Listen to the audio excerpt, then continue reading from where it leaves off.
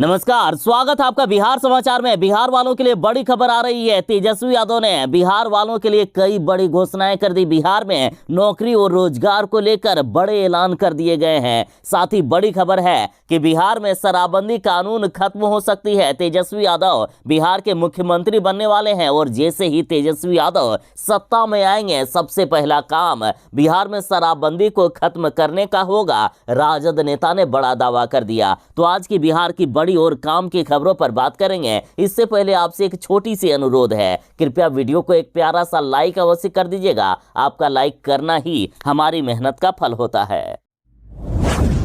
मुख्यमंत्री नीतीश कुमार जी ने 16 सालों से बिहार में शराबबंदी लागू करके रखे हैं, लेकिन अब बड़ी खबर आ रही है कि बिहार में शराबबंदी कानून समाप्त हो सकता है। जीतनराम मांझी ने तेजस्वी यादव से मांग की है कि तेजस्वी बाबू, आप नीतीश कुमार जी से बात कीजिए और बिहार में शराबबंदी कानून को खत्म कराइए। बिहार में शराब की बिक्री चालू करवाइए, क्योंकि शराबबंदी से बिहार का काफी नुकसान हो रहा है। एक तो बिहार में शराबबंदी सिर्फ नाम की चीज रह गई है, शराब बंद है ही नहीं बिहार में। बिहार के हर गली हर मोहल्ले में शराब की होम डिलीवरी हो रही है। अतः यदि बिहार का विकास करना है तो बिहार में शराबबंदी कानून को खत्म कर दीजिए, तो बिहार में शराबबंदी कानून खत्म हो सकता है। साथ ही राजद के विधान पार्षद यानी एमएलसी रामबल्ली सिंह चंद्रवंशी ने बड़ा ऐलान किया है कि यदि तेजस्वी यादव का वश चले तो एक दिन में दारू चालू हो जाएगा। नीतीश कुमार की ही पार्टी में नीतीश कुमार को छोड़कर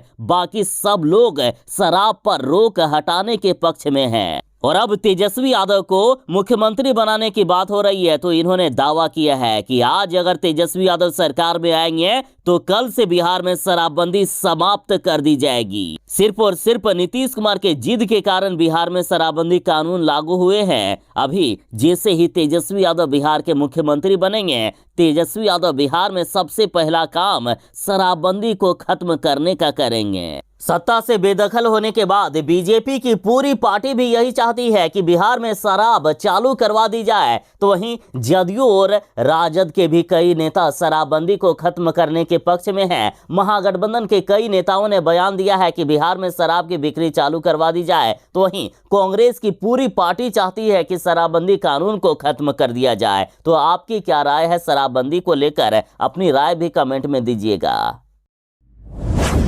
मुख्यमंत्री नीतीश कुमार जी तेजस्वी यादव को बिहार का मुख्यमंत्री बनाने वाले हैं। उसके बाद महागठबंधन में बवाल सा उत्पन्न हो गया है और इस बवाल के बीच उपेंद्र कुशवाहा के बाद अब जीतनराम मांझी ने मोर्चा खोलते हुए कहा है कि मेरा बेटा ज्यादा पढ़ा लिखा है, तेजस्वी यादव को आखिर मुख्यमंत्री क्यों बनाया जाए, मेरे बेटे को मुख्यमंत्री बनाया जाए। और वैसे भी पढ़ाई की बात करें तो तेजस्वी यादव 8वीं पास नेता हैं। 9वीं क्लास पढ़ने के लिए भी तेजस्वी यादव नहीं गए हैं। जीतनराम मांझी ने तेजस्वी यादव पर तंज कसते हुए कहा है कि जिनका नाम मुख्यमंत्री के लिए आता है, मेरा बेटा उन्हें भी पढ़ा सकता है। जीतनराम मांझी अभी गरीब संपर्क यात्रा पर हैं। लगातार नीतीश कुमार जी के कार्यशैली का जीतनराम मांझी विरोध भी कर रहे हैं। साथ ही बिहार में शराबबंदी जिस तरह से असफल रही है, तो जीतनराम मांझी अब शराबबंदी को खत्म करके बिहार में शराब की बिक्री करवाने की भी मांग करवा रहे हैं। अब तेजस्वी यादव के मुख्यमंत्री बनने पर जीतनराम मांझी सवाल उठा रहे हैं। जीतनराम मांझी ने बिना नाम लिए कहा कि जिनका नाम मुख्यमंत्री के पद के लिए आगे आ रहा है, मेरा बेटा उन्हें भी पढ़ा सकता है। और देखा जाए तो जीतनराम मांझी पहले भी इस पक्ष में नहीं थे कि तेजस्वी यादव बिहार के मुख्यमंत्री बने, नहीं तो तेजस्वी यादव की पार्टी को छोड़कर जीतनराम मांझी एनडीए में नहीं जाते। और बाद में हुआ ये कि नीतीश कुमार ही पलटी मारकर महागठबंधन में आ गए, तो जीतनराम मांझी को भी आना पड़ा। खैर, इतना तो तय है कि मुख्यमंत्री नीतीश कुमार जी तेजस्वी यादव को ही बिहार का मुख्यमंत्री बनाएंगे। लेकिन इसी बीच बिहार में बड़ा बवाल शुरू हो गया है। मुख्यमंत्री नीतीश कुमार जी तेजस्वी यादव को बिहार का मुख्यमंत्री बनाने वाले हैं, तो इधर उपेंद्र कुशवाहा ने बड़ा ऐलान कर दिया है कि चाहे मैं मर क्यों ना जाऊं, लेकिन तेजस्वी यादव को मैं मुख्यमंत्री नहीं बनने दूंगा। उपेंद्र कुशवाहा ने कसम खा ली है कि किसी भी कीमत पर हम तेजस्वी यादव का नेतृत्व स्वीकार नहीं करेंगे, उनको मुख्यमंत्री नहीं बनने देंगे। साथ ही उपेंद्र कुशवाहा ने खुली चुनौती मुख्यमंत्री नीतीश कुमार जी को दे दी है कि लव कुश समाज की माताओं की को कभी सुनी नहीं हुई है नीतीश जी। यह विरासत जहां से छीन कर लाई गई थी फिर उसी को सौंपने की बात हो रही है। ये नहीं चलने देंगे, फिर से बिहार को खौफनाक मंजर की ओर नहीं जाने देंगे।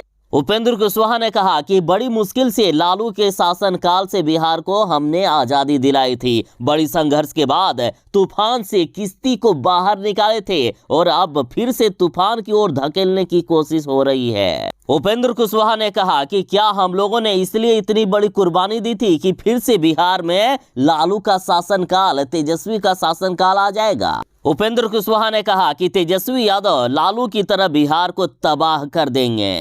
तेजस्वी यादव अगर मुख्यमंत्री बन गए तो बिहार बर्बाद हो जाएगा, पूरी तरह से डूब जाएगा बिहार। तेजस्वी यादव अपने पिता लालू यादव की तरह ही बिहार को बर्बादी के रास्ते पर ढकेल देंगे। बीजेपी ने बड़ा ऐलान कर दिया है कि लालू यादव के खिलाफ बोलने वालों के लिए खुला दरवाजा है बीजेपी में। सम्राट चौधरी ने कहा कि उपेंद्र कुशवाहा का भी हम स्वागत करेंगे। देखिए, मुख्यमंत्री नीतीश कुमार जी तेजस्वी यादव को मुख्यमंत्री बनाने वाले हैं। उसके बाद महागठबंधन के कई नेताओं में बवाल शुरू हो गया है। जदयू नेता उपेंद्र कुशवाहा के साथ कई जदयू के नेता नीतीश कुमार जी के फैसले का विरोध कर रहे हैं। साथ ही उपेंद्र कुशवाहा ने यहां तक कह दिया कि यदि नीतीश कुमार तेजस्वी यादव को मुख्यमंत्री बनाते हैं तो बिहार में फिर से जंगल राज आ जाएगा, बिहार फिर से बर्बाद हो जाएगा। तो इधर बीजेपी ने बड़ा ऑफर दे दिया है। बीजेपी नेता सम्राट चौधरी ने साफ कहा है कि लालू प्रसाद यादव या उनकी नीति के खिलाफ जो भी बिहार में बोलेगा उसके लिए बीजेपी का दरवाजा हमेशा खुला है। इन सब हालातों को देखते हुए यही अनुमान लगाया जा रहा है कि जल्द ही महागठबंधन में बड़ी टूट हो सकती है। बिहार के लोगों को बिजली बिल में बड़ा झटका लगने वाला है, क्योंकि सरकार बिजली बिल में काफी ज्यादा इजाफा करने वाली है। बिहार में अभी 6 रुपये 22 पैसे प्रति यूनिट बिजली मिल रही है, जो 1 अप्रैल से फिर से बढ़ जाएगी। बिजली के दामों में बढ़ोतरी को लेकर इससे पहले भी चिराग पासवान ने आवाज उठाई थी, लेकिन बिहार के ऊर्जा मंत्री विजेंद्र प्रसाद यादव ने उसका खंडन किया था और कहा था कि अन्य राज्यों के मुकाबले बिहार में सस्ती दर पर बिजली हम देंगे। लेकिन लगता है कि इनके दावे टाएं टाएं ठीस हो गए हैं। फिर से बिहार में बिजली की बिल की दर बढ़ने वाली है। और अब चिराग पासवान का कहना है कि जब सरकार और अधिकारी ने बिहार का नुकसान कराया तो जनता आखिर क्यों चुकाए बढ़े हुए बिजली के दाम, जनता आखिर क्यों इसका खामियाजा भुगते। लोक जनशक्ति पार्टी ने कहा है कि बिजली बिल में वृद्धि बहाना है, बहुत पैसा बकाया है दरअसल। साथ ही सवाल किया गया कि माननीय मुख्यमंत्री बताए कि सरकारी विभागों में कितना बकाया है। आप अपने अधिकारियों से नहीं वसूल पाते तो सजा जनता आखिर क्यों भुगते। जनता की कमाई से 3183 करोड़ के AT&C लॉस की भरपाई कौन करेगा। जब सरकार और अधिकारियों ने कराया नुकसान तो जनता आखिर क्यों चुकाए बढ़े हुए बिजली के दाम।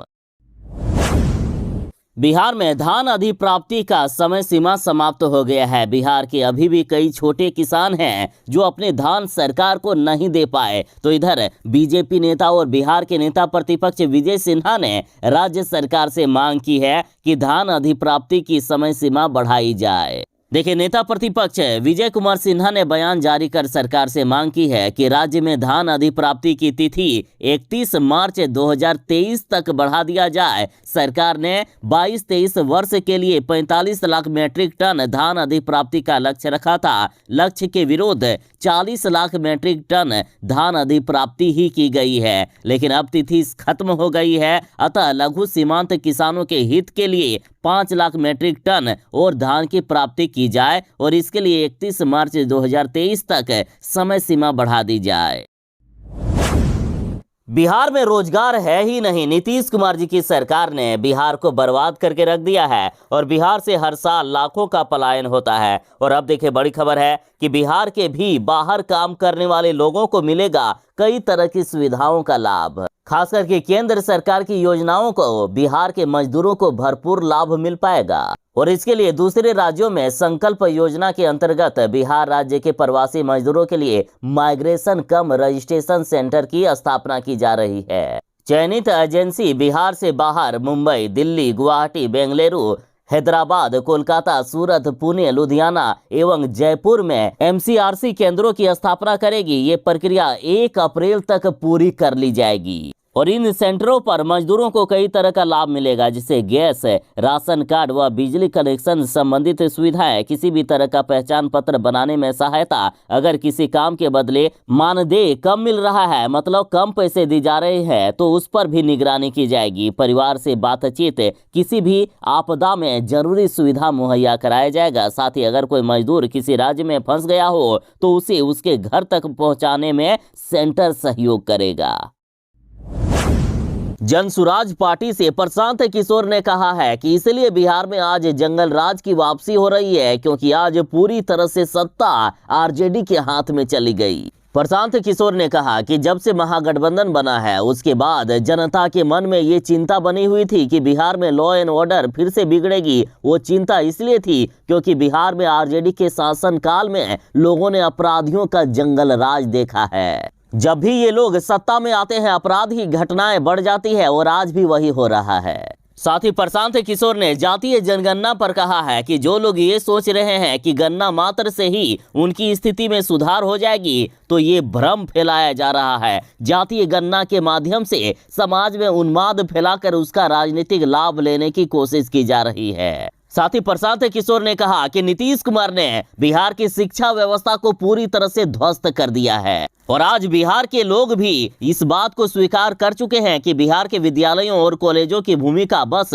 खिचड़ी डिग्री बांटने की है। बिहार की शिक्षा व्यवस्था इसलिए ध्वस्त है क्योंकि अगर सड़क आज टूटी हुई है तो कल एक अच्छी सरकार आ जाएगी तो शायद वह बन जाएगी, लेकिन 2 पीढ़ियां जो शिक्षा व्यवस्था से पढ़कर निकलेगी इस बर्बाद शिक्षा व्यवस्था से, तो वो कभी सवाल नहीं उठा पाएगा। अगर अच्छी सरकार भी आ जाएगी तब भी वे लोग अपने आप को फिर से शिक्षित नहीं कर पाएंगे। 2 पीढ़ियों को पूरे जीवन भर शिक्षित समाज के पीछे ही चलना पड़ेगा। इसलिए नीतीश कुमार के शासनकाल का सबसे बड़ा काला अध्याय है कि इन्होंने शिक्षा व्यवस्था को बर्बाद कर दिया। नीतीश कुमार जी ने बिहार में बेरोजगारी का ऐसा आलम बनाकर रख दिया है कि बिहार के अधिकांश लोग काम की तलाश में बाहर जाते हैं। बिहार से लगातार हर साल लाखों की संख्या में मजदूरों का पलायन होता है और कभी भी बिहार में कोई भी पर्व त्योहार होता है तो ट्रेनों में लगातार सीटें फुल हो जाती है। लेकिन बड़ी खबर आ रही है, देखिए होली पर घर आना अब आसान हुआ। रेलवे ने यूपी और बिहार के लिए 16 जोड़ी स्पेशल ट्रेन चलाने का फैसला लिया है। देखिए पूर्व मध्य रेलवे के मुख्य जनसंपर्क अधिकारी वीरेंद्र कुमार ने बताया कि पहले 7 जोड़ी स्पेशल ट्रेनों को चलाने की सूचना दी गई थी, लेकिन अब यात्रियों की संख्या को देखते हुए 9 और जोड़ी स्पेशल ट्रेन चलाने का निर्णय ले लिया गया है। इन ट्रेनों में Anand Vihar Muzaffarpur festival express, Anand Vihar Saharsa festival special express, Anand Vihar Jaynagar festival express, Delhi Barauni Delhi festival special express, Anand Vihar Sitamarhi Anand Vihar special express, Anand Vihar Jogbani Anand Vihar आरक्षित फेस्टिवल एक्सप्रेस, नई दिल्ली दरभंगा नई दिल्ली एक्सप्रेस, दिल्ली पटना दिल्ली सुपरफास्ट, धनबाद सीतामढ़ी धनबाद सहित कई ऐसे ट्रेन शामिल हैं। नीतीश कुमार ने बिहार वालों को बड़ा तोहफा दे दिया है। अब पटना एम्स में इलाज करने आने वाले मरीजों को कई तरह की सुविधाएं दी जाएगी। अब बिहार की जनता को अपने इलाज में लाखों रुपए नहीं खर्च करने होंगे, ना ही अस्पताल में एडमिट होने के बाद रहने खाने की समस्या का सामना करना पड़ेगा। मुख्यमंत्री नीतीश कुमार जी ने पटना एम्स में मरीजों के परिजनों के लिए 500 बेड का एक कमरा बनाने का फैसला लिया है और इसके लिए पटना एम्स को राज्य सरकार ने 25 एकड़ अतिरिक्त जमीन देने का फैसला भी कर लिया है। अब पटना एम्स में मरीजों के परिजनों को ठहरने के लिए पहले से अधिक बेहतर सुविधाएं दी जाएगी और कम रेट पर ये सारी सुविधाएं मरीजों के परिजनों को मिलेगी। बिहार में अश्लील और जाति सूचक भोजपुरी गाने बजाने वालों की खैर नहीं। बिहार पुलिस ने जारी कर दिया है फरमान, जो भी ऐसे गाने बजाएंगे उनके खिलाफ सख्त से सख्त कार्रवाई की जाएगी। देखिए बिहार में महाशिवरात्रि और होली पर अश्लील और जाति सूचक गाने बजाने वालों के खिलाफ बिहार पुलिस सख्त कार्रवाई करेगी। बिहार पुलिस की ओर से इसके लिए फरमान भी जारी कर दिया है। बिहार पुलिस विशेष शाखा पुलिस अधीक्षक द्वारा राज्य के सभी डीएम और एसपी को पत्र भेजकर इन अश्लील भोजपुरी गीतों के कारण उत्पन्न समस्याओं से अवगत कराकर इसे निपटने के लिए कहा है। विशेष शाखा के एसपी ने 15 फरवरी 2023 को सभी जिलों को पत्र जारी किया है। पत्र में एसपी ने कहा है कि इन अश्लील भोजपुरी गीतों के माध्यम से गायकों द्वारा महिलाओं का अपमान किया जाता है। साथ ही गीतों का संवाद द्विअर्थी यानी डबल मीनिंग वाले होते हैं। जो भी अश्लील गाने बजाएंगे उनके खिलाफ कार्रवाई की जाएगी। तो साहब जरा सा आप उन गायकों पर भी कार्रवाई कर दीजिए जो ये अश्लील गाने गाने का हिम्मत करते हैं। पटना हाईकोर्ट ने बड़ा निर्देश दिया है कि बिहार राज्य औद्योगिक विकास निगम के कर्मचारी को मिले 5वां और 6ठे वेतन आयोग की अनुशंसा के अनुसार वेतनमान।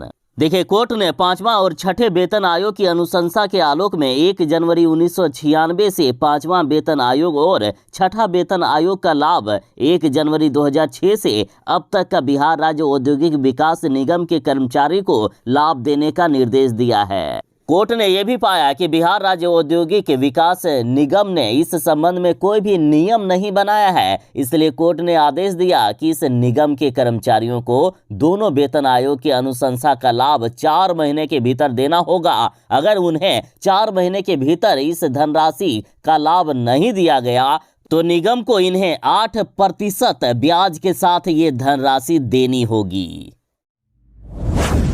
बिहार की बेटियों में पढ़ने का इतना जज्बा है कि घर पर रखी थी मां की अर्थी, बेटी पहुंची मैट्रिक की परीक्षा देने। बिहार की बेटियों में पढ़ने और आगे बढ़ने का जज्बा देखिए। सुबह ही हो गई मां की मौत, लेकिन दोपहर में परीक्षा देने पहुंच गई बेटी। देखिए, इंसान छोटी छोटी परेशानी में व्याकुल हो जाता है और कुछ भी करने या सही दिशा में सोचने की हिम्मत नहीं रख पाता। और ऐसे लोगों के लिए नवादा की 10वीं की छात्रा काजल प्रेरणा स्रोत बनी है। काजल दिन रात मैट्रिक की परीक्षा में अच्छे अंक लाने के लिए प्रयास कर रही है। शुक्रवार को भी वह एग्जाम देने की तैयारी कर रही थी। इसी बीच उसकी मां का सुबह 10 बजे देहांत हो गया। उसके बाद भी छात्रा ने हिम्मत दिखाते हुए परीक्षा केंद्र पहुंची और अपना पेपर लिखा। वाकई काजल ने काफी हिम्मत दिखाई, लेकिन उसकी आंखें बता रही थी कि आज एक बेटी कैसे किन हालातों में एग्जाम देने पहुंची है। यूट्यूब की तरफ से बड़ी खबर आ रही है कि यूट्यूब के सीईओ सुसान वोजेस्की ने इस्तीफा दे दिया है। अब भारतीय मूल के नील मोहन संभालेंगे पदभार। देखिए, यूट्यूब के सीईओ सुसान वोजेस्की के इस्तीफा देने के बाद अब उनकी जगह भारतीय मूल के अमेरिकी नील मोहन लेंगे। और इससे पहले वो यूट्यूब में चीफ प्रोडक्ट ऑफिसर थे। साथ ही वह वोजेस्की के साथ सहयोगी के तौर पर काम कर रहे थे। यूट्यूब की सीईओ वोजेस्की ने इस्तीफा देने का कारण बताया है कि वे अपने परिवार और अपने स्वास्थ्य को लेकर इस्तीफा दे रही है। उन्होंने बताया कि वे अपने परिवार को समय देना चाहती है, वह अपने पर्सनल लाइफ पर ध्यान देना चाहती है।